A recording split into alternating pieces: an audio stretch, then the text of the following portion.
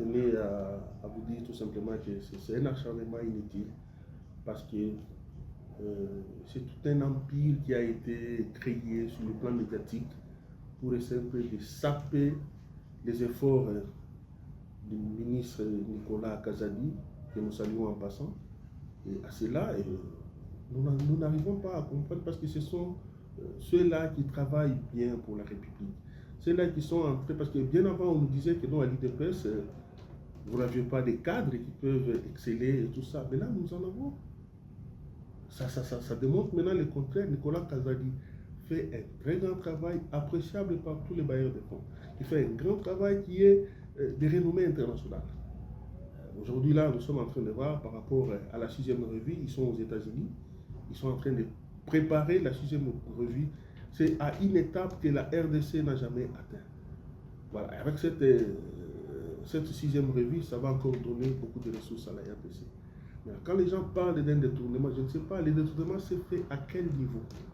Il y a les ministres sectoriels, les ministres du développement rural. Que les gens comprennent un peu en finances publiques comment ça se passe. L'engagement commence au niveau du ministère sectoriel. Dès qu'ils envoient au niveau du ministère des budgets et puis ça passe par le ministère des Finances, c'est alors qu'on arrive maintenant à traiter les dossiers et prendre la décision de paiement ou pas. Et c'est ce qui a été fait. Qu'est-ce qui s'est passé au niveau du ministère du développement rural? Le ministre sectoriel, il a pris des contacts avec l'entreprise dont j'ignore encore le nom. Ils ont pris des contacts. Ils ont sollicité l'avis de non-objection. L'avis de non-objection est accordé par la direction de contrôle des marchés publics, la DGCRP. C'est une direction qui dépend du ministère du budget. Cette direction-là joue un grand rôle dans la passation des marchés publics. Et aussi à savoir que dans chaque ministère, on a créé pour qu'on puisse faciliter les choses, il y a la CGPMP. C'est une cellule de gestion de passation de marchés publics. C'est cette cellule-là, de commun accord avec le ministre sectoriel, qui prépare les dossiers. Et dès que le dossier est envoyé au niveau de la direction de contrôle de marchés publics, c'est cette direction-là qui va analyser, donner son avis. Il y a des dossiers qui sont envoyés à cette direction, qui sont rejetés, tout comme il y a des dossiers qui sont acceptés.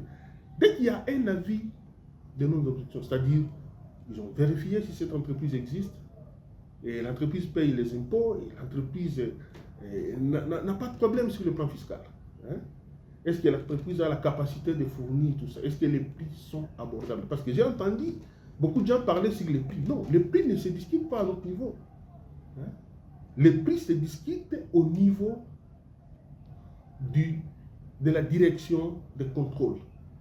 Cette direction-là va vérifier qu'est-ce que vous avez mis là-dedans. Est-ce que c'est potable ou pas? C'est à ce niveau-là qu'il y a d'abord le premier contrôle. C'est une direction de contrôle, hein? C'est une direction générale de contrôle des marchés publics. Donc, cette direction contrôle de fond en comble. On va tout vérifier. La résidence, les documents, tout. Et ils ont un temps, ils prennent le temps, ils vont prendre il y a des dossiers où ils prennent un mois. Ils ne sont pas pressés pour analyser et donner un avis. Et dès que vous avez l'avis, s'il y a un avis de non-objection, c'est déjà un processus pour que les contrats puissent être signés. Aucun ministre, hein, par rapport d'abord à ces montants, aucun ministre ne peut pas signer ce contrat tant qu'il y ait l'avis de non-objection. Et dès lors qu'il y a un avis de non-objection, ça engage, donc ça permet au ministre sectoriel de signer. Et qui a signé? C'est le ministre du développement rural. Il signe le contrat. Maintenant, au niveau de la direction de contrôle des marchés publics, qu'est-ce qu'eux font? Ils contrôlent, et après avoir contrôlé, quand ils vous donnent cet avis, ils vérifient aussi dans des lignes budgétaires. Est-ce que vous avez des crédits suffisants par rapport à votre secteur? Est-ce qu'il y a des crédits suffisants pour que ça soit pris en charge, pour que ça soit payé, pour que vous puissiez signer le contrat? Parce qu'on ne peut pas... Ils ont la possibilité de voir, par rapport au plan d'engagement, la période ici, est-ce qu'on peut payer? C'est ce qui a été fait. Et quand ça arrive sur le ministre Nicolas, il a contrôlé à son niveau.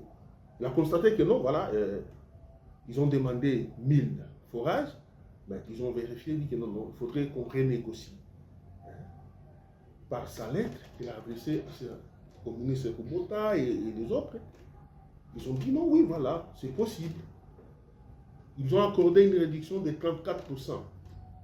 La réduction de 34%, là, c'est le ministre des Finances qui a négocié. Et la RDC a gagné. Au lieu de 1000 forages, on est parti maintenant à 1340 forages. Le montant est resté le même, mais le nombre de forages avec unité de traitement d'eau. Parce que la plupart des gens considèrent seulement les volets forages, mais ils oublient.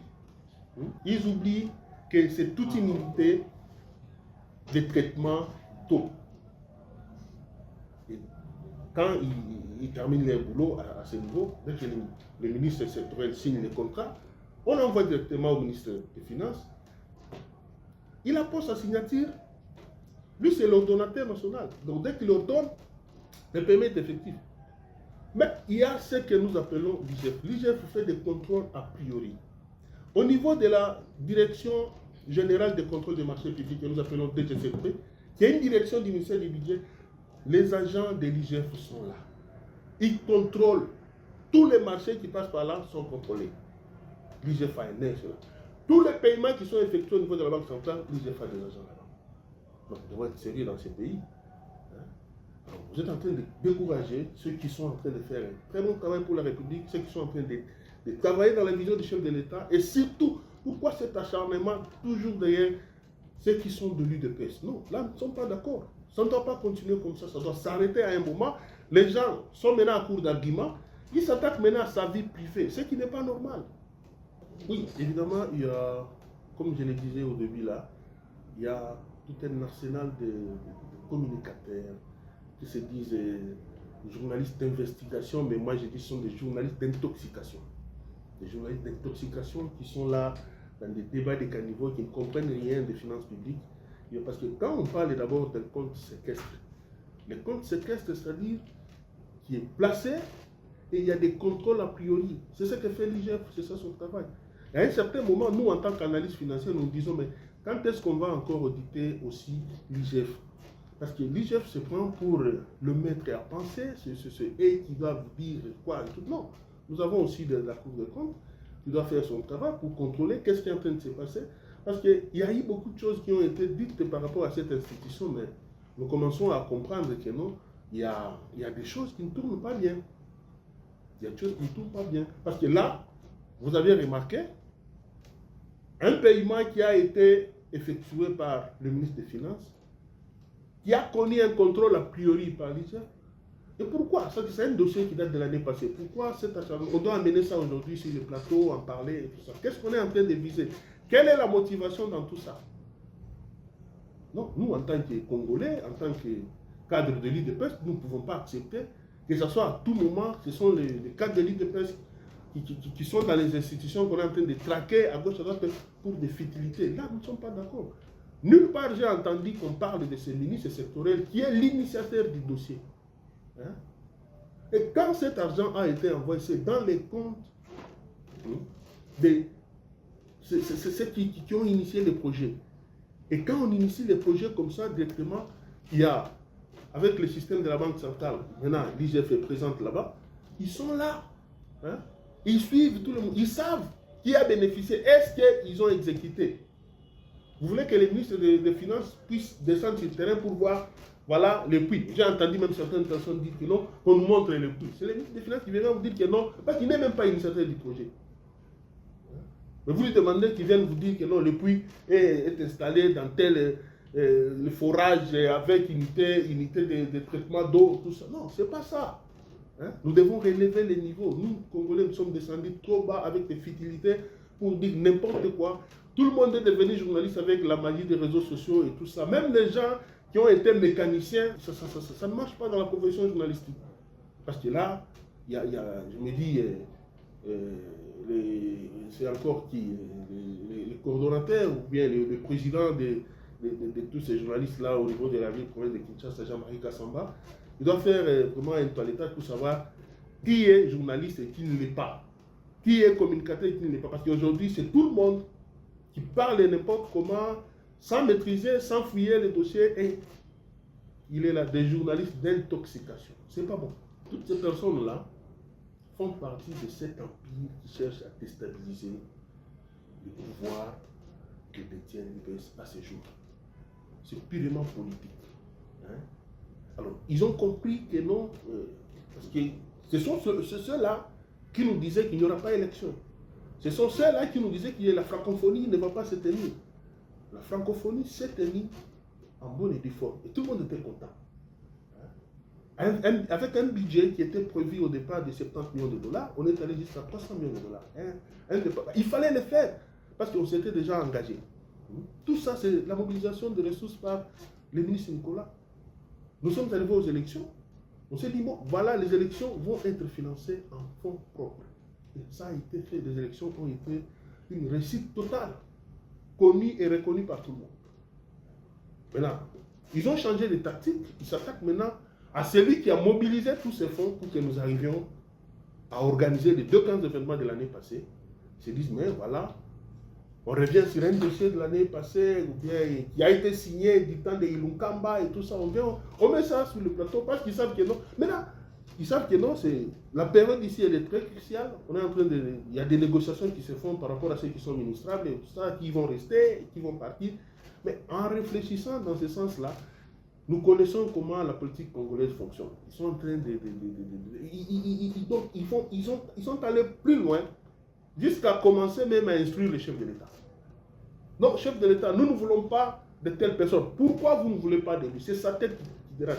C'est tous ce mafieux-là qui se sont enrichis pendant tout ce temps avec des dossiers qui n'étaient pas conformes. Tous ceux qui bénéficiaient inutilement de l'argent de la République, qui sont bloqués, parce qu'avec le système actuel, nous sommes en train, avec les réformes qui sont faites par le ministre Nicolas, tous ces troubadours-là, des pêcheurs en ont trouvé, ont du mal à accéder, tout comme à pénétrer les circuits financiers et se faire de l'argent comme ils le faisaient avant.